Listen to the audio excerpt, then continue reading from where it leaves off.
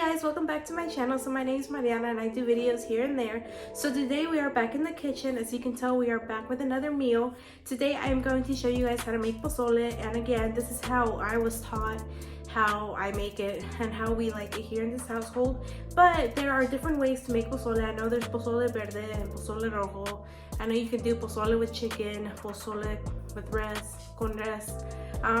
But this is how I do it. This is my way that I was taught, and this is just how I've been doing it. So let me show you guys the ingredients that you are going to need to make pozole rojo. The ingredients that come to like the top of my head right now, but as we go on with the video, I'll show you guys if I add anything extra or anything else. I'll also put the ingredients in the description down below, that way you guys can check it out yourselves. But I already went ahead and put the carne, oh, she scared me.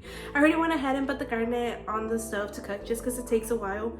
I'm gonna make my pozole de res, which is pozole like rojo and stuff. So I went ahead and put that in there. You're gonna need an onion. You're gonna need some garlic, some salt, and you're gonna need some chile ancho and chile guajillo. I think that's how you say it, but here it is. This is how they look like. And let me show you guys a little bit more up close. So these are the two. You're gonna need about 4 of these and like 2 of these. So that is it right there. And those are the chiles that I'm gonna use, as well as the can of pozole, which is this right here. So I use the big one just because it lasts us for about 4 to 3 days of pozole. So like, we like pozole here in this household, so I don't have to cook for like the next 3 days or so, which is fine. I don't mind it, just until it gets us to Christmas, because we have other stuff we have to do in this season type of thing. But anyways, this is the can that I use. I know you can buy the smaller one if you just want to try it out for like a day for like 2 people. I know they sell the smaller one, but this is the one that we use just so it can last us a couple days. And let me show you guys the meat already. And I do have to clean, you do have to clean out the top layer of the caldo, but I'm gonna go ahead and put my onion in there. And I always put about 3 garlics in there. I always cut them, that way it releases more of the garlic flavor in there.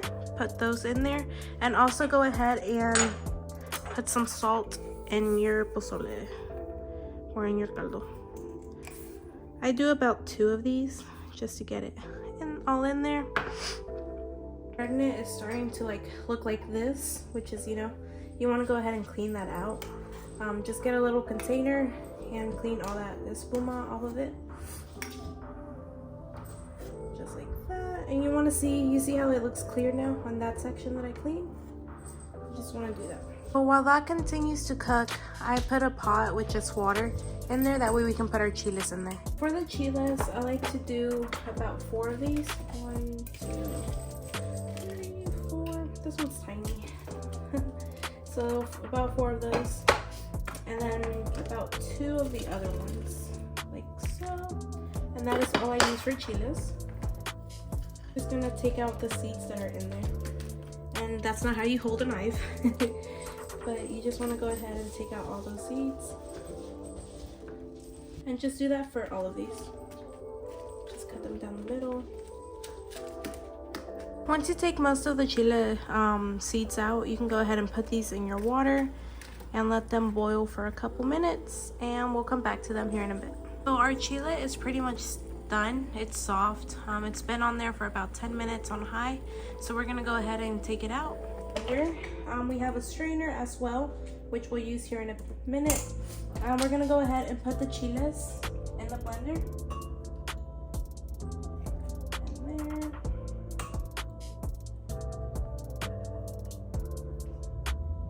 And we're gonna add a little bit of water just so it helps it blend up.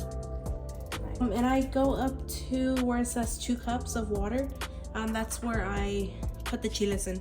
So this is just roughly 2 cups of water that I have in there, just so you guys have an idea.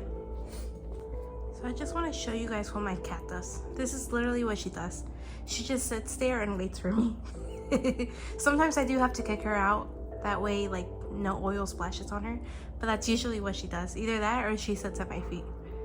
So now that this is done, basically almost done cooking, I'm gonna go ahead and take out the onion because we don't actually eat that. Oh. You can actually blend this, I think, with the chile too. Like, people do that, but I don't know. I don't know. I'm just doing it how I was taught. And then you want to find your garlics and take those out as well. I only found 2, so that's good enough. You're gonna put your little strainer. Get the strainer and pour the chile that we just did over the pot, just like so.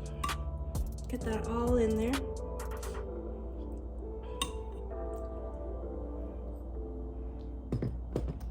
And from there, we're gonna go ahead and get our spoon and just take out all the liquid that we can. That's what gives it like the rojo like color to it, the red color to our pozole. So go ahead and just mix, mix, mix.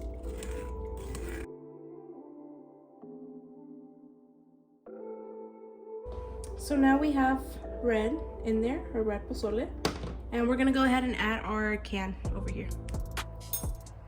And this is your reminder to clean up like your area as you're cooking, just so you don't have everything everywhere and all over the place. So definitely do that because it does help when it comes to cleaning up the kitchen. So we're just gonna pour some of this in here.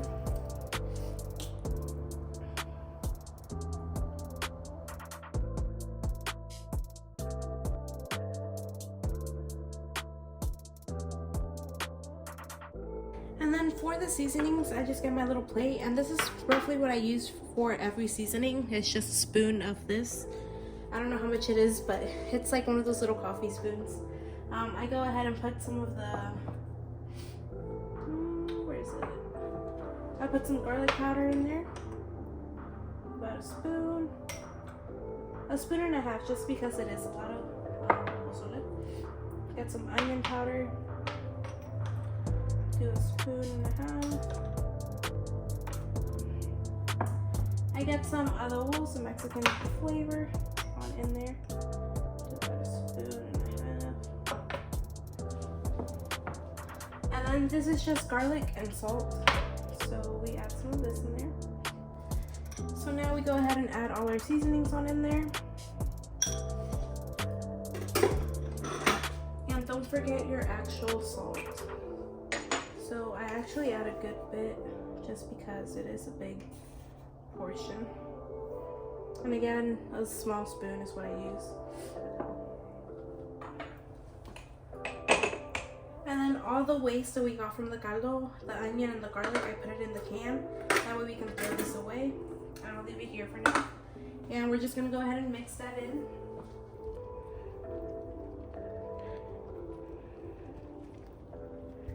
So the pozole is done. I've had it on here for about 40 minutes. All the flavors are mixed and it looks so good.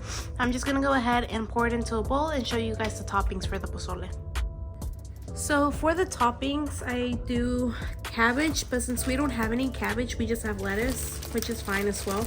You just want to sprinkle some lettuce on top.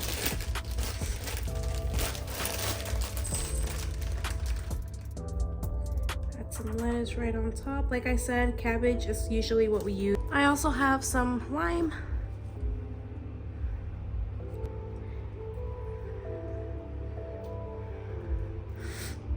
And lastly, we're gonna top it off with the oregano. Just go ahead and sprinkle some on top. And there you go, that is your pozole for you. Those that we use is El Milagro tostadas. These are like the best kind, or like the best brand. So these are really good to go with your pozole. That's it for this video. Thank you guys for watching, and I'm gonna let my little I'm gonna let my husband try it. Wait, I gotta mix it. Ain't got no juice.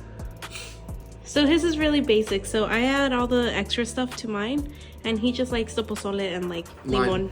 Yeah. That's all I add for mine. Yeah. Oh, you gonna give me stage fright. I ain't ready. It's hot.